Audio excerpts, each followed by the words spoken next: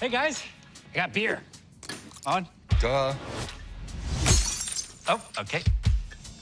Okay. Just hand it to him. I'll just hand it to him.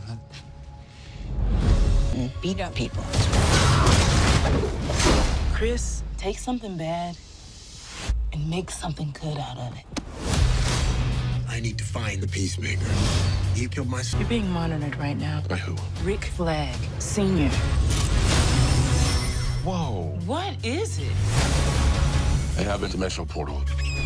And it leads to a parallel world. What? It's not that big a deal. Get the f out, it's not. My son's a better man you could ever dream of being. I've tried to make up for my mistakes, but I'm not sure redemption is possible. He's in love with you. Me and Chris, it's never gonna be a thing. I'm going to make a life in the other world. There's another dimension. It's exactly the same as ours. But better. Partnering you up with our new agent, Rip Jagger. Who's Rip Jagger? Hey, fatty. No matter how green the grass is over there, you belong here with us. You met your own self from a parallel dimension?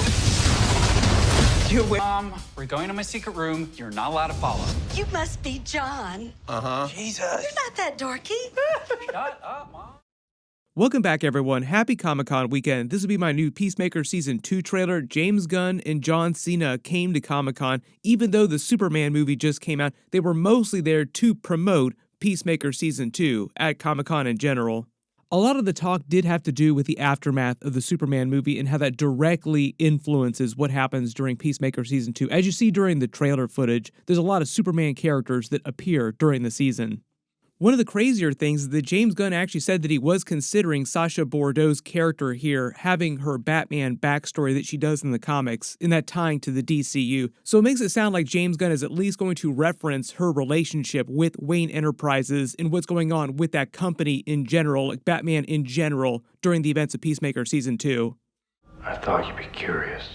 They revealed a whole bunch of details about what's canon, what carries over from the Superman movie, all the cameos from the Superman movie. It's not just the Justice Gang characters like Green Lantern, Hawkgirl, and Maxwell Lord. There'll be other Superman characters showing up during Season 2.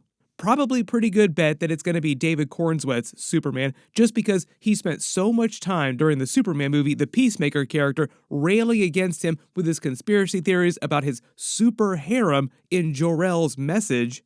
Would not be surprised if they pay that off with him coming face to face with Superman by the Peacemaker Season 2 finale. I know there's a ton of questions about what they're going to be doing with this whole multiverse plot because this trailer digs way deeper into that. Like, what is going on with these giant skull spiders crawling around in this other dimension that all the Argus troops are seeing?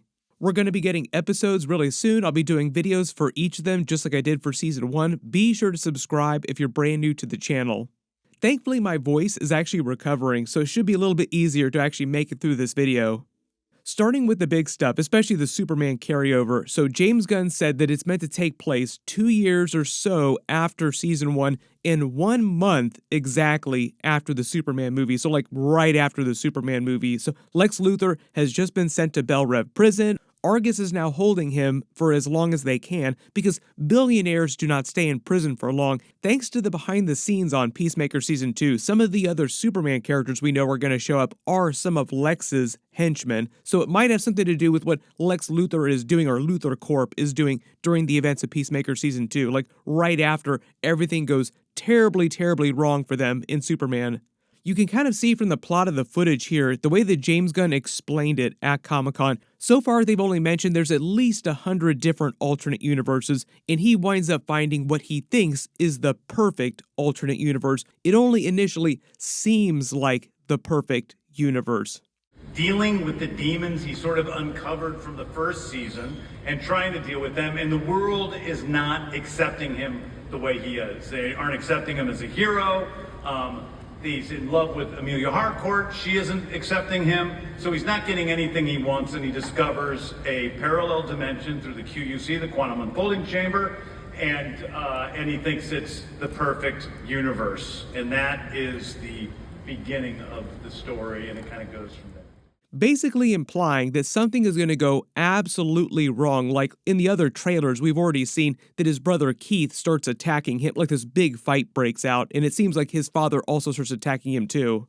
And I think part of the idea here is that this whole MacGuffin of the alternate universes, James Gunn said that it's really more about this one particular alternate universe, but they will feature other alternate universes, like this one with all the giant skull spiders crawling around. I can't tell if that's actually from a specific DC comic because it doesn't look totally familiar. You can let me know what universe you think this is.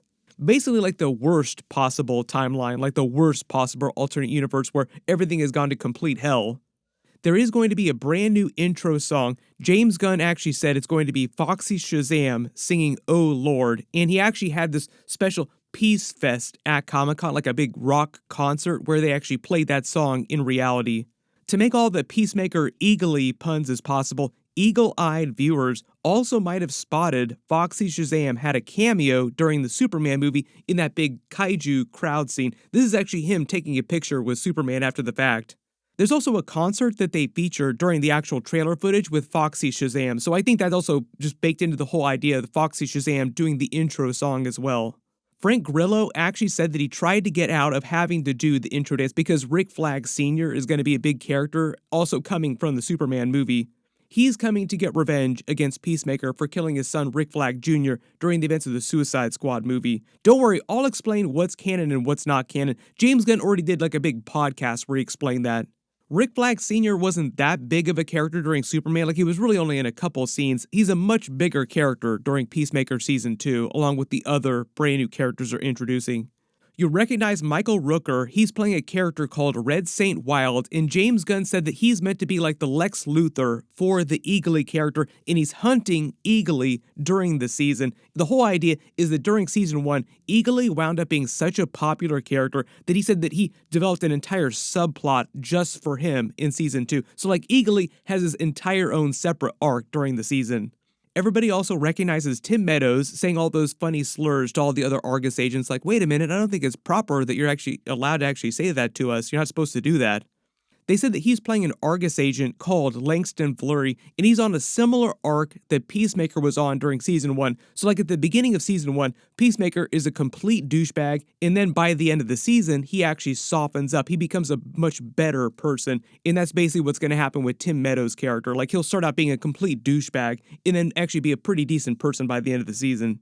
What do you think we are, f***ing Berkeley? The reason why Amanda Waller isn't here is because she was actually kicked out of Argus, basically fired by the government, because they found out what she was doing with the Suicide Squad, using them as cannon fodder with what happened during the events of the Suicide Squad movie. So it's blowback from that. If you remember at the end of Season 1, her daughter basically revealed that to the public, and that's what got her fired. So Amanda Waller is still around in the universe, but since then, it's why Rick Flag Sr. has taken over Argus, and that's what he was doing during the events of the Superman movie, why he was on that special governmental council, because he led Argus.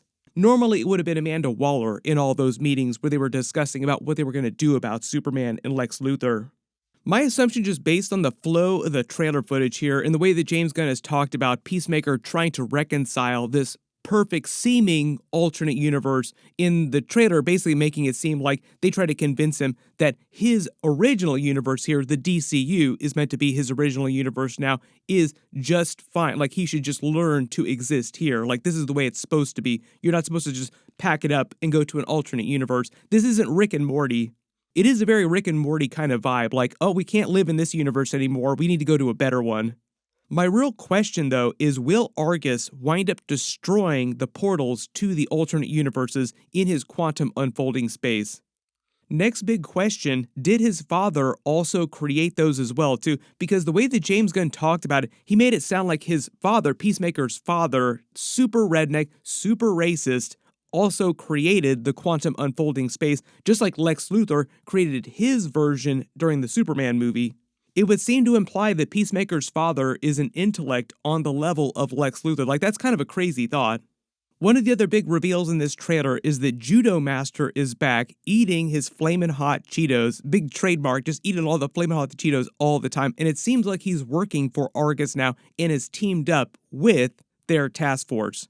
But if there's any other big questions you have about what's happening during this new trailer footage, or big twists of the season, or big multiverse or Superman connections, just write them below in the comments. There's probably going to be a lot of other stuff, a lot of other Easter eggs that we didn't see in the trailer footage or didn't include in the trailer footage. James Gunn also said that they would also have post-credit scenes for each separate episode, just like they did in season 1. And when it comes to canon, so this is actually a big thing, what's canon, what's not canon from season 1 DCEU stuff. He actually said the only thing that is not canon is the Aquaman stuff about Aquaman being a popular character in present-day DCU. I think the idea is that most people on the surface world, at least, don't know who Aquaman is when the events of the Superman movie are going down. Like he hasn't become a very public figure like he was in the DCEU. It's not a rumor. Barry. And he said the Justice League scene at the very end where Peacemaker winds up calling them out, like you have Ezra Miller's Flash with Jason Momoa's Aquaman, all that stuff, like that particular scene is not canon. That also means that Batmite does still exist. That still is technical canon, because during the Superman movie, he also calls out Mr. Mxyzptlk, like when he talks about the interdimensional imp that's fighting in the background with the Justice Gang. So, bunch of interdimensional imps running around inside the DCU. And because it is Comic-Con weekend, there was a bunch of stuff that dropped in addition to the Fantastic Four movie, so I'm trying to get through all those videos as fast as possible. Maybe now that I have Herbie helping me out, I can make some of these videos a little bit faster. Everybody click here for my full breakdown and Easter eggs from the entire Fantastic Four movie, and click here for my brand new Avengers Doomsday teaser that they just released at Comic-Con. Thank you so much for watching, and I'll see you guys in the next one.